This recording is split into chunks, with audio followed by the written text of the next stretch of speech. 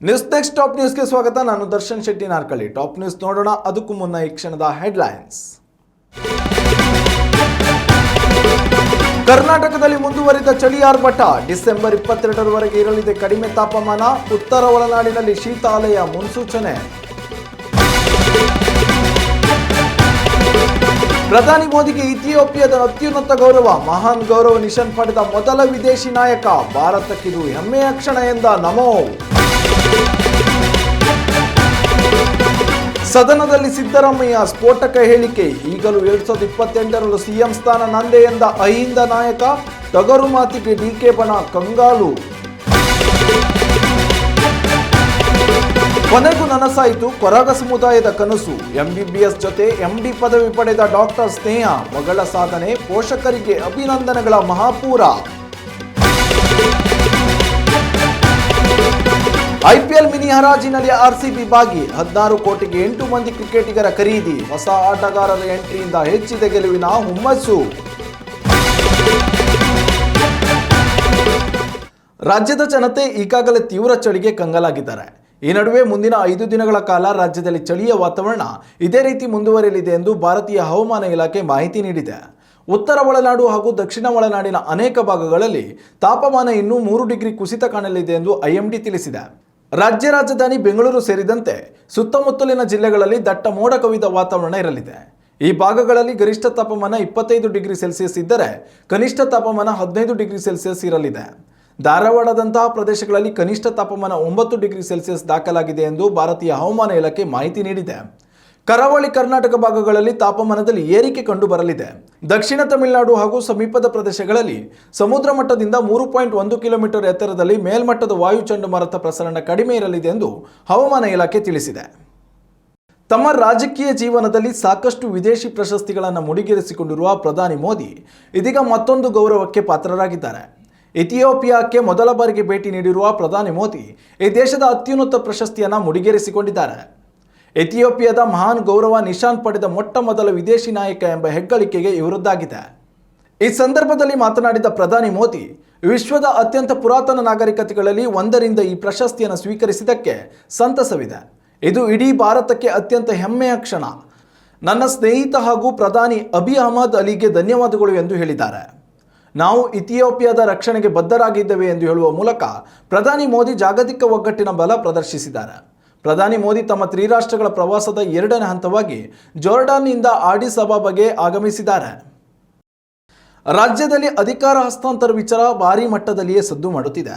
ಇದನ್ನೇ ಅಸ್ತ್ರವಾಗಿಸಿಕೊಂಡ ಬಿಜೆಪಿ ಬೆಳಗಾವಿಯಲ್ಲಿ ನಡೆಯುತ್ತಿರುವ ಚಳಿಗಾಲದ ಅಧಿವೇಶನದಲ್ಲಿ ಕಾಂಗ್ರೆಸ್ ಮೇಲೆ ಮುಗಿಬೀಳಲು ಯತ್ನಿಸುತ್ತಿದೆ.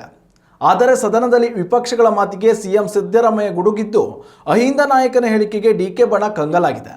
ಕುರ್ಚಿ ಕಾಳಗದ ವಿಚಾರವಾಗಿ ವಿಪಕ್ಷಗಳ ಮಾತಿಗೆ ಆಕ್ರೋಶಭರಿತರಾಗಿಯೇ ಉತ್ತರಿಸಿದ ಸಿಎಂ ಸಿದ್ದರಾಮಯ್ಯ, ಇಂದಿಗೂ ನಾನೇ ಸಿಎಂ ಅಷ್ಟೇ ಏಕೆ 2028ರಲ್ಲಿಯೂ ನಾನೇ ಸಿಎಂ ಎಂದು ಹೇಳಿದ್ದಾರೆ. ಈ ಹೇಳಿಕೆಯು ವಿಪಕ್ಷಗಳ ಬಾಯಿ ಮುಚ್ಚಿಸುವುದು ಹಾಗಿರಲಿ, ಡಿಕೆ ಬಣಕ್ಕೆ ಹೊಸ ಟೆನ್ಷನ್ ತಂದೊಡ್ಡಿದೆ. ಸದನದಲ್ಲಿ ಮಾತನಾಡಿದ ಸಿಎಂ ಸಿದ್ದರಾಮಯ್ಯ, ನಾವು ಸರ್ಕಾರ ರಚನೆ ಮಾಡಿದ್ದೇವೆ. ಇದನ್ನು ನನ್ನ ಸರ್ಕಾರ ಎಂದು ಹೇಳಬಾರದು, ನಮ್ಮ ಸರ್ಕಾರ ಎಂದು ಹೇಳಬೇಕು. ಹೈಕಮಾಂಡ್ ಹೇಳುವವರೆಗೆ ನಾನೇ ಸಿಎಂ. ಈ 5 ವರ್ಷ ಮಾತ್ರವಲ್ಲ, 2028ರಲ್ಲಿಯೂ ರಾಜ್ಯದಲ್ಲಿ ಕಾಂಗ್ರೆಸ್ ಅಧಿಕಾರಕ್ಕೆ ಬರುತ್ತೆ. ಆಗಲೂ ಕೂಡ ಕರ್ನಾಟಕದ ಸಿಎಂ ಸ್ಥಾನ ನಾನೇ ಅಲಂಕರಿಸುತ್ತೇನೆ ಎಂದು ಹೇಳಿದ್ದಾರೆ. ಮುಖ್ಯಮಂತ್ರಿ ಇಲ್ಲಿವರೆಗೆ ಹೈಕಮಾಂಡ್ ಇಲ್ಲೇ ಇರೋದು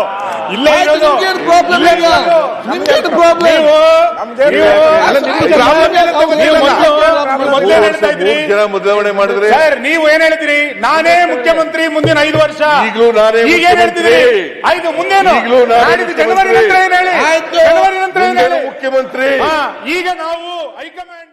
ಕರಾವಳಿಯ ಮೂಲ ನಿವಾಸಿಗಳು ಎನಿಸಿಕೊಂಡಿರುವ ಕೊರಗ ಸಮುದಾಯ ಸೌಲಭ್ಯಗಳಿಂದ ವಂಚಿತವಾಗಿ ಜೀವನ ನಡೆಸುತ್ತಿದೆ. ಸರ್ಕಾರ ಯೋಜನೆಗಳು ತಲುಪುತ್ತಿಲ್ಲ ಅನ್ನೋ ದೂರುಗಳು ಆಗಾಗ ಕೇಳಿಬರುತ್ತಿದೆ. ಇಂತಹ ಪರಿಸ್ಥಿತಿಯ ನಡುವಲ್ಲೇ ಸಮುದಾಯದ ಯುವತಿಯೋರ್ವಳು ಅದ್ವಿತೀಯ ಸಾಧನೆ ಮಾಡಿದ್ದಾಳೆ. ಅಷ್ಟಕ್ಕೂ ಈಕೆ ಮಾಡಿದ ಸಾಧನೆ ಎಂಥದ್ದು ಅನ್ನೋದನ್ನ ನೀವೇ ನೋಡಿ.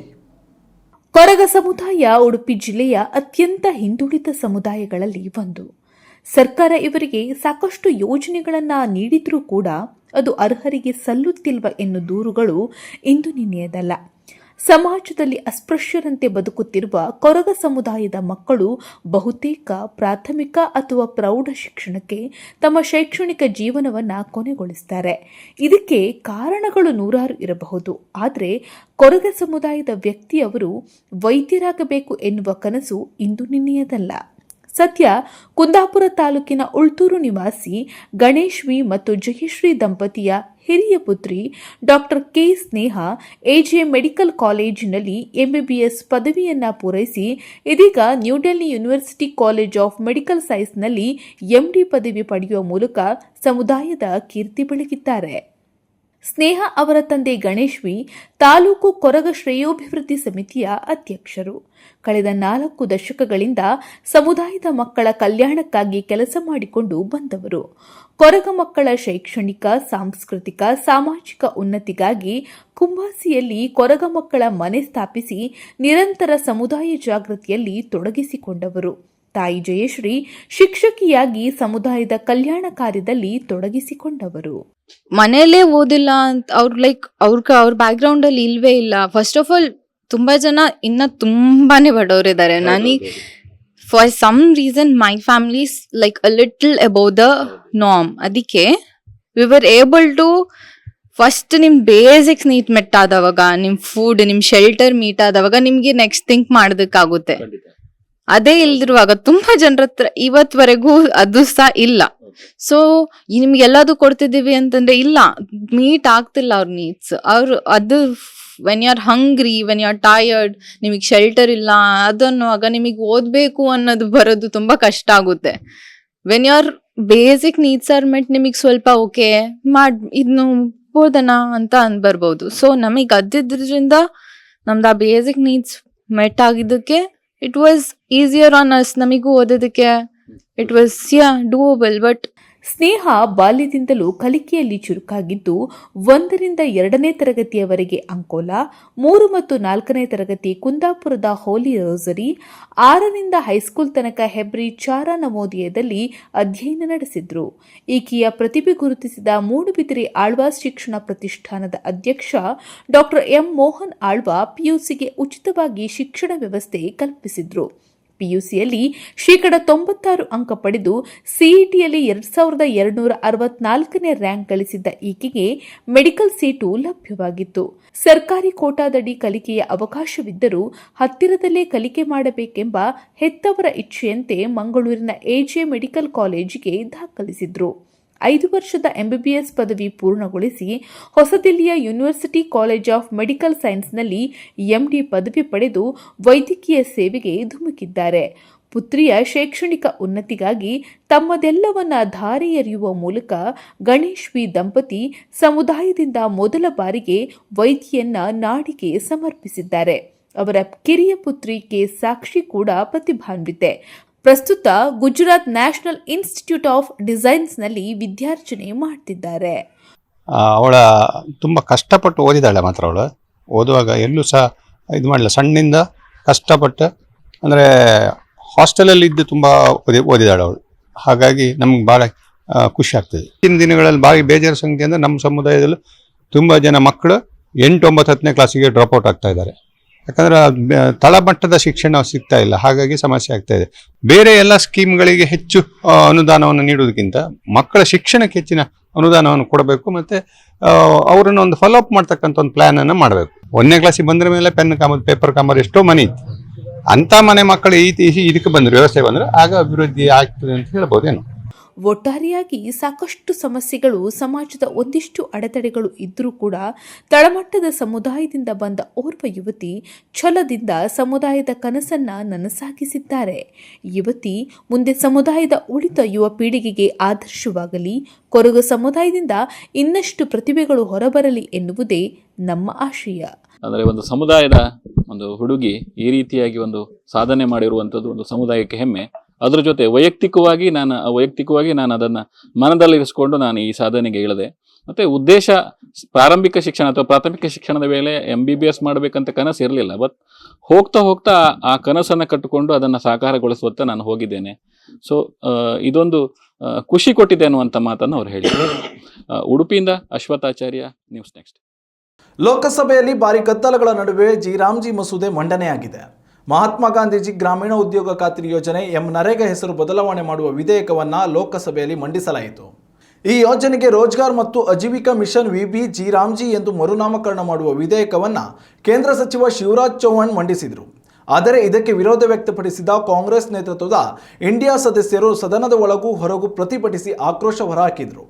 ಗಾಂಧೀಜಿಯವರ ಹೆಸರನ್ನು ಈ ಯೋಜನೆಯಿಂದ ತೆಗೆದುಹಾಕುವ ಮೂಲಕ ರಾಷ್ಟ್ರಪಿತ ಮಹಾತ್ಮ ಗಾಂಧೀಜಿಯವರನ್ನು ಅವಮಾನಿಸಲಾಗಿದೆ ಎಂಬುದು ವಿಪಕ್ಷಗಳ ಆರೋಪವಾಗಿದೆ. ಸಂಸತ್ನಲ್ಲಿ ಈ ವಿಧೇಯಕದ ಬಗ್ಗೆ ಚರ್ಚೆ ಮುಂದುವರಿಯಲಿರುವ ಕಾರಣ ಮುಂದಿನ 3 ದಿನಗಳ ಕಾಲ ಯಾವುದೇ ಸಂಸದರು ಸಂಸತ್ತಿಗೆ ಗೈರಾಗಬಾರದು ಎಂದು ಕಾಂಗ್ರೆಸ್ ವಿಪ್ ಹೊರಡಿಸಿದೆ. ಇನ್ನು ಕೇಂದ್ರ ಸರ್ಕಾರದ ಈ ನಿರ್ಧಾರದ ವಿರುದ್ಧ ಇಂದು ಕಾಂಗ್ರೆಸ್ ಪಕ್ಷವು ದೇಶವ್ಯಾಪಿ ಪ್ರತಿಭಟನೆಗೆ ನಿರ್ಧರಿಸಿದೆ. ರಾಮನ ಹೆಸರು ಎಳೆದು ತರುವ ಉದ್ದೇಶದಿಂದ ಮಹಾತ್ಮ ಗಾಂಧಿ ಹೆಸರಿಗೆ ಅವಮಾನ ಮಾಡುತ್ತಿರುವ ಬಿಜೆಪಿ ವಿರುದ್ಧ ಪ್ರತಿಯೊಂದು ಜಿಲ್ಲೆಗಳಲ್ಲಿಯೂ ಪ್ರತಿಭಟನೆ ನಡೆಯಬೇಕು ಎಂದು ಸೂಚನೆ ನೀಡಲಾಗಿದೆ. ಈ ಸಂಬಂಧ ದೇಶದ ಎಲ್ಲ ಕಾಂಗ್ರೆಸ್ ಪಕ್ಷದ ರಾಜ್ಯಾಧ್ಯಕ್ಷರಿಗೆ ಎಐಸಿಸಿ ಪ್ರಧಾನ ಕಾರ್ಯದರ್ಶಿ ಕೆಸಿ ವೇಣುಗೋಪಾಲ್ ಪತ್ರದ ಮೂಲಕ ಸೂಚನೆ ನೀಡಿದ್ದಾರೆ. 2026ನೇ ಸಾಲಿನ ಐಪಿಎಲ್ ಮಿನಿ ಹರಾಜಿನಲ್ಲಿ ಭಾಗಿಯಾದ ಹಾಲಿ ಚಾಂಪಿಯನ್ ಆರ್ಸಿಬಿ ಫ್ರಾಂಚೈಸಿಯು 16.40 ಕೋಟಿ ರೂಪಾಯಿ ಮೊತ್ತಕ್ಕೆ 8 ಆಟಗಾರರನ್ನು ಖರೀದಿ ಮಾಡಿದೆ. ಈ ಮೂಲಕ ತನ್ನ ಸಾಮ್ರಾಜ್ಯವನ್ನು ಮತ್ತಷ್ಟು ಬಲಪಡಿಸಿಕೊಂಡಿದೆ. ಈ 8 ಮಂದಿಯ ಪೈಕಿ 6 ದೇಶಿ ಕ್ರಿಕೆಟಿಗರು ಹಾಗೂ 2 ವಿದೇಶಿ ಆಟಗಾರರಿಗೆ ಆರ್ಸಿಬಿ ಮಣೆ ಹಾಕಿದೆ. ಈ ಬಾರಿ ಉತ್ತಮ ಆಟಗಾರರನ್ನೇ ತಂಡದಿಂದ ಕೈಬಿಟ್ಟಿದ್ದ ಆರ್ಸಿಬಿ ಯಾರನ್ನು ಸೇರಿಸಿಕೊಳ್ಳುತ್ತೆ ಎಂಬ ಆತಂಕ ಅಭಿಮಾನಿಗಳಲ್ಲಿತ್ತು. ಆದರೆ ತಂಡದ ಆಯ್ಕೆಯಲ್ಲಿ ಒಂಚೂರು ಎಡವದೆ ಉತ್ತಮ ಆಟಗಾರರನ್ನೇ ತನ್ನ ತೆಕ್ಕೆಗೆ ಉರುಳಿಸಿಕೊಂಡಿದೆ. ಈ ಬಾರಿ ವೆಂಕಟೇಶ್ ಅಯ್ಯರಿಗೆ ದುಬಾರಿ ಬಂಡವಾಳ ಹೂಡಿದ ಆರ್ಸಿಬಿ 7 ಕೋಟಿ ರೂಪಾಯಿಗೆ ಖರೀದಿ ಮಾಡಿದೆ. ಮಂಗೇಶ್ ಯಾದವ್ 5.2 ಕೋಟಿ ರೂಪಾಯಿ ಹಾಗೂ ನ್ಯೂಜಿಲೆಂಡ್ ವೇಗಿ ಜಾಕೋಬ್ ಡಫಿ ಅವರನ್ನು 2 ಕೋಟಿ ರೂಪಾಯಿಗಳಿಗೆ ಖರೀದಿಸಿದೆ. ಇನ್ನುಳಿದಂತೆ ಸಾತ್ವಿಕ್ ದೇಸ್ವಾಲ್ 30 ಲಕ್ಷ ರೂಪಾಯಿ, ಜಾರ್ಡನ್ ಕಾಕ್ಸ್ 75 ಲಕ್ಷ ರೂಪಾಯಿ, ವಿಕ್ಕಿ ಒಸ್ವಾಲ್ 30 ಲಕ್ಷ ರೂಪಾಯಿ, ಕಾನಿಶ್ ಚೌಹಾಣ್ 30 ಲಕ್ಷ ರೂಪಾಯಿ ಹಾಗೂ ವಿಹಾನ್ ಮಲ್ಹೋತ್ರಾನ 30 ಲಕ್ಷ ರೂಪಾಯಿಗಳಿಗೆ ಖರೀದಿ ಮಾಡಿದೆ. ಈ ಮೂಲಕ ಆರ್ಸಿಬಿ ತಂಡದಲ್ಲಿ ನಾಯಕರಾಗಿ Rajat Patidar, Virat Kohli, Devdutt Padikkal, Phil Salt, Jitesh Sharma, Venkatesh Iyer, Krunal Pandya, Mangesh Yadav, Swapnil Singh, Tim David, Romario Shepherd, Jacob Bethell, Josh Hazlewood, Jacob Duffy, Yash Dayal, Bhuvneshwar Kumar, Nuwan Thushara, Rasikh Salam, Abhinandan Singh, Suyash Sharma, Jordan Cox, Satvik Deswal, Vicky Ostwal, Kanishk Chouhan, Vihaan Malhotra ಸ್ಥಾನ ಪಡೆದಿದ್ದಾರೆ. ಇನ್ನಷ್ಟು ತಾಜಾ ಸುದ್ದಿಗಳಿಗಾಗಿ ನೋಡ್ತಾ ಇರಿ ನ್ಯೂಸ್ ನೆಕ್ಸ್ಟ್. ಇದು ವರ್ತಮಾನದ ಕೈಗನ್ನಡಿ.